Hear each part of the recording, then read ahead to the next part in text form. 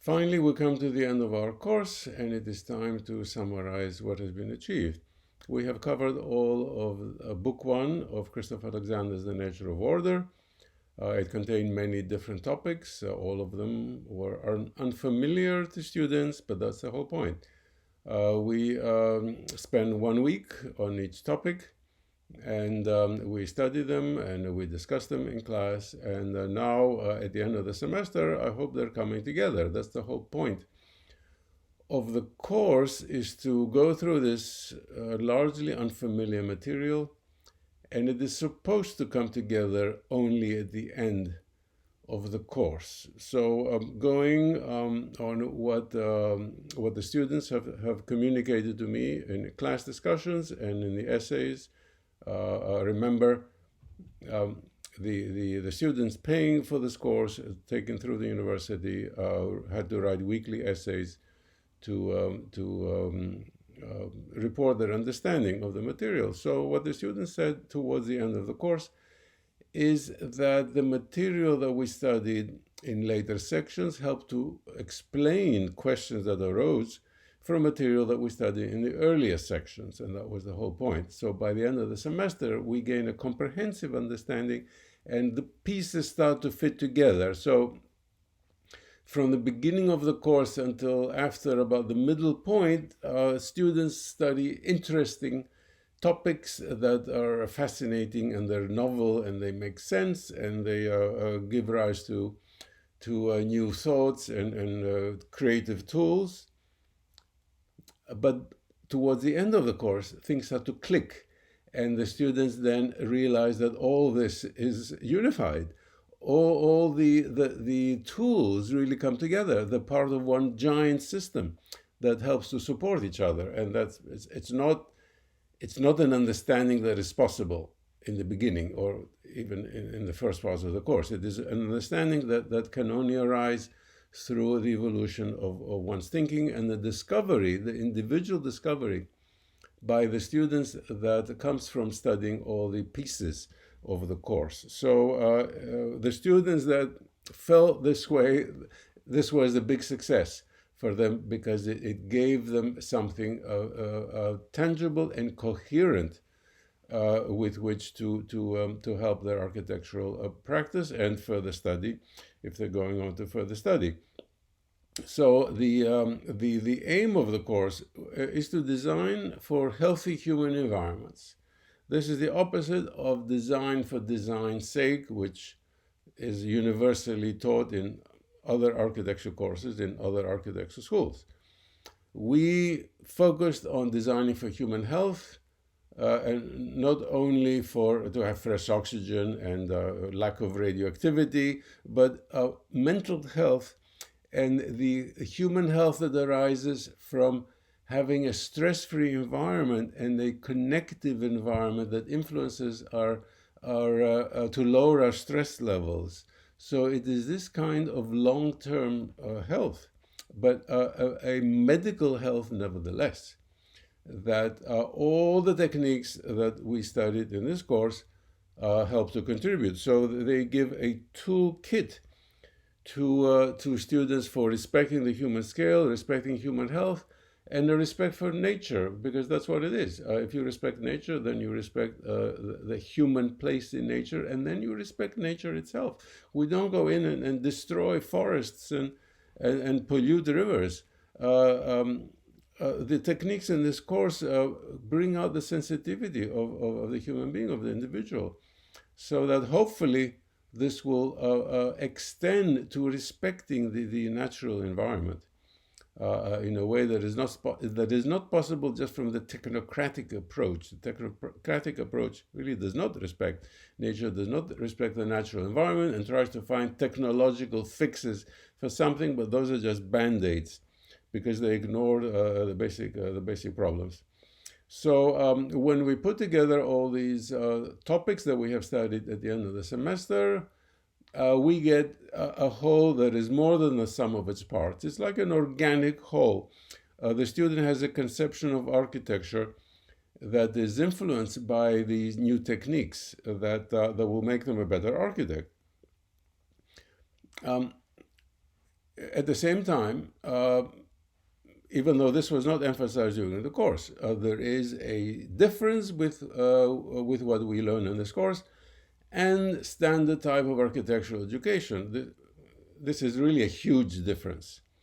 But what this course has done is to give a scientific basis and background for the student to defend his or her inner intuitive feelings about what is good design. Because when they discuss this with their peers or with other professors or with a client or with other competing architects in the marketplace, then this course has given the young architect debating material to present their point of view, because they say, I want to design this way.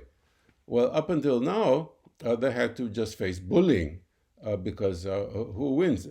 Who has the greatest power? They say, no, you cannot do this. You have to do it.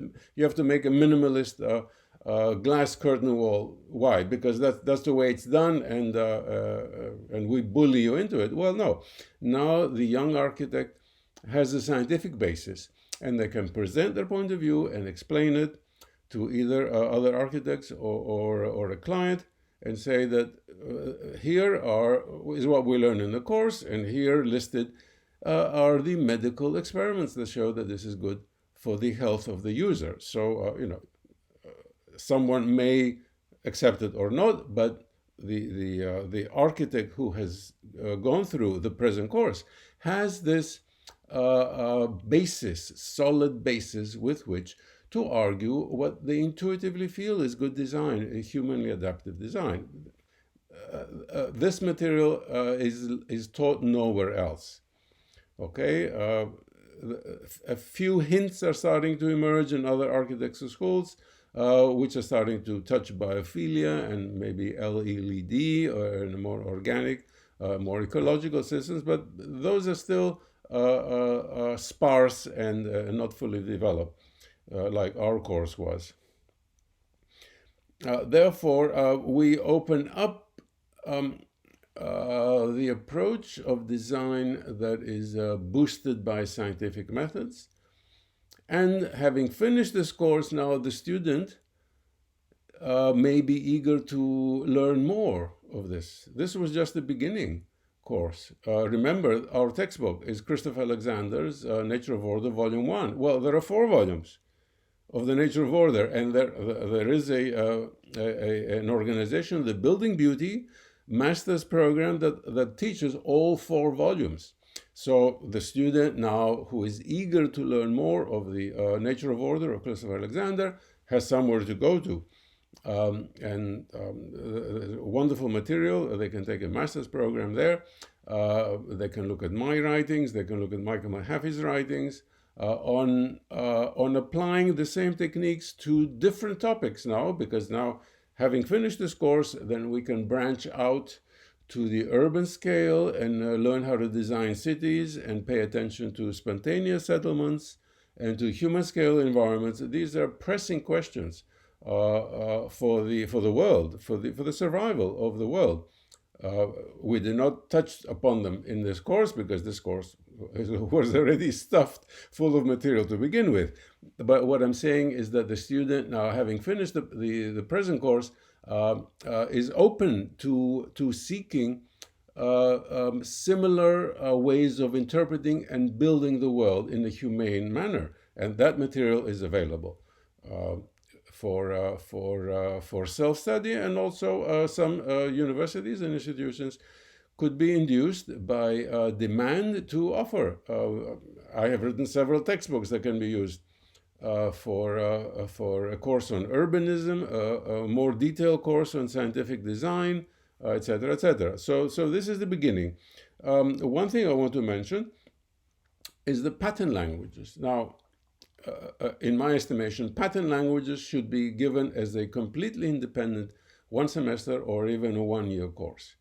The pattern language has been around for many, many years. It is usually not taught in architecture schools. It has to be discovered by the individual student or the individual architect. Well, what happened in our course is a very, very interesting phenomenon. We just mentioned 3 or 4 patterns. as part of the readings. Well, my students at the end of the semester, several of them told me that they were so impressed by the pattern format, which is a concise design solution that fits on 1 or 2 pages. And it contains a wealth of information that is so practical to use in your own projects. So my students were so impressed, even though these were not recommended textbooks for our course, because we already had enough material, but they went and bought the original pattern language by Christopher Alexander and the sequel, which is the new pattern language by Michael Mahaffey, because they found it so useful. And they said, these are really invaluable for my future work as an architect or my future study in more advanced courses, or maybe in graduate school. So this is just one very good a consequence of just touching something in our course and sparking students' interest. Let's see. For the readings for this week, well, we had a few readings this week, and there was no essay this week because for technical reasons, when I teach an architecture course in my school, I know that the last 2 weeks are totally taken over by deadlines for the studio courses. So I know that my students are not going to want to spend time writing essays. So the last week's reading materials were supposed to be just fun.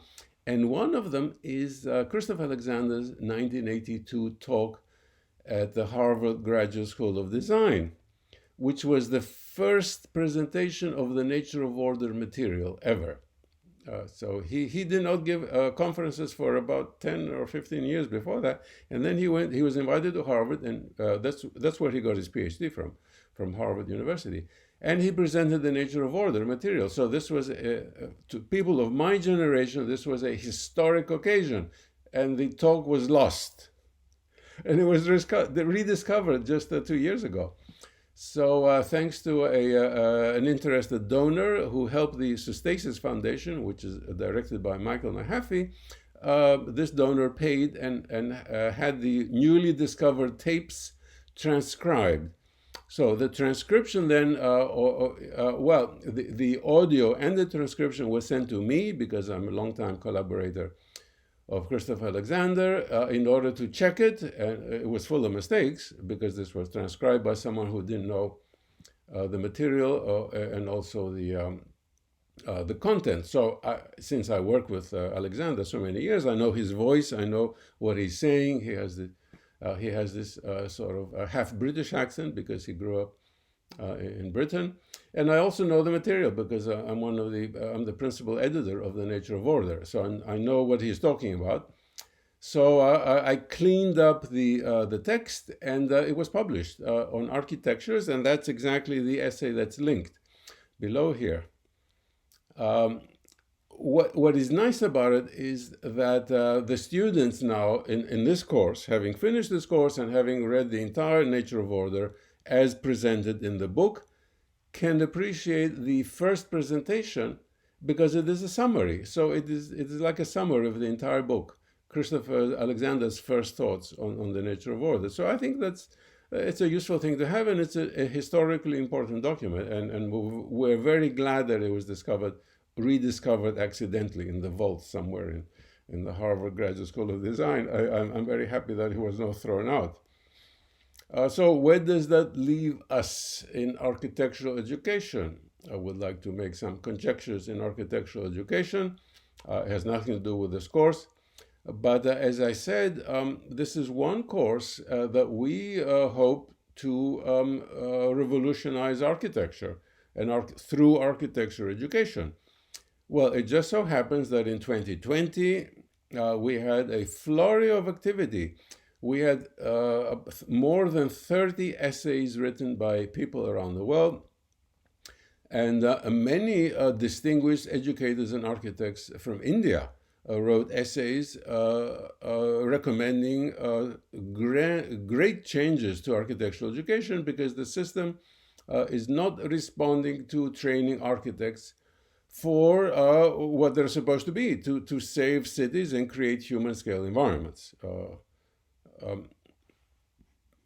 these are pressing questions all over the world that tend to be ignored by architecture education as we know it here. So we have the 30 essays, and those are published by architectures who are publishing this course online, all the different pieces of this course.